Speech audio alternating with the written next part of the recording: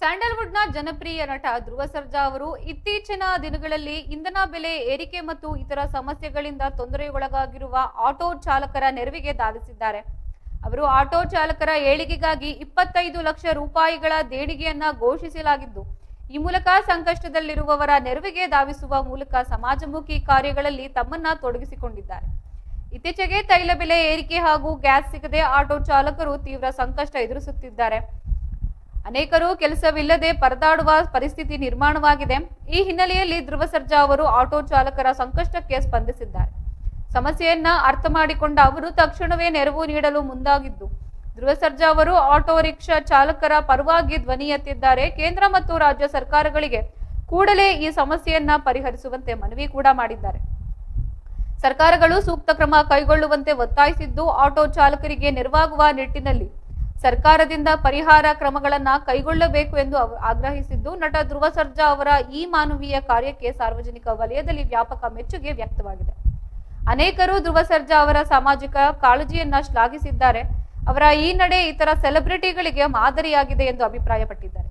ಧ್ರುವ ಸರ್ಜಾ ಅವರ ಈ ನೆರವಿನಿಂದ ಸಾರ್ವಜನಿಕರು ಆಟೋ ಚಾಲಕರಿಗೆ ನೆರವಾಗಲಿದೆ.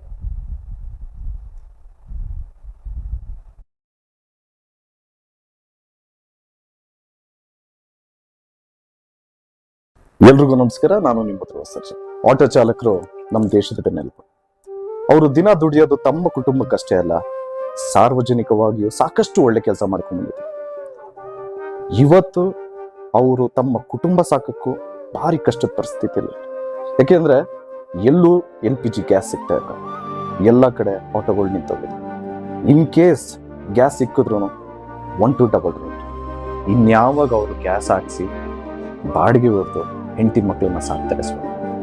ನನ್ನ ಮನವಿ ಕೇಂದ್ರ ಸರ್ಕಾರಕ್ಕೆ ಹಾಗೂ ರಾಜ್ಯ ಸರ್ಕಾರಕ್ಕೆ, ನಾವು ಆ ಪಕ್ಷ ಈ ಪಕ್ಷ ಅಂತ ಮಾತಾಡೋದು ಬೇಡ. ನೀವೆಲ್ಲ ಹಿರಿಯರಿದ್ದೀರಿ, ತಿಳಿದವರಿದ್ದೀರಿ, ಇದನ್ನ ಆದಷ್ಟು ಬೇಗ ಬಗೆಹರಿಸಿ ಅಂತ ರಿಕ್ವೆಸ್ಟ್ ಮಾಡ್ತಾ ನಾನು ಮಾತು ಮುಗಿಸ್ತಾ ಇದ್ದೀನಿ. Thank you so much. ಜೈ ಶ್ರೀರಾಮ್.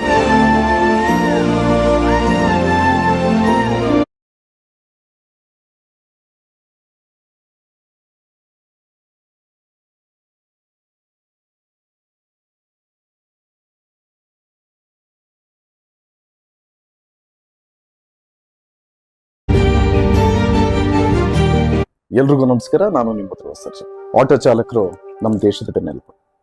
ಅವರು ದಿನ ದುಡಿಯೋದು ತಮ್ಮ ಕುಟುಂಬಕ್ಕಷ್ಟೇ ಅಲ್ಲ, ಸಾರ್ವಜನಿಕವಾಗಿಯೂ ಸಾಕಷ್ಟು ಒಳ್ಳೆ ಕೆಲಸ ಮಾಡ್ಕೊಂಡು ಬಂದಿದ್ದಾರೆ.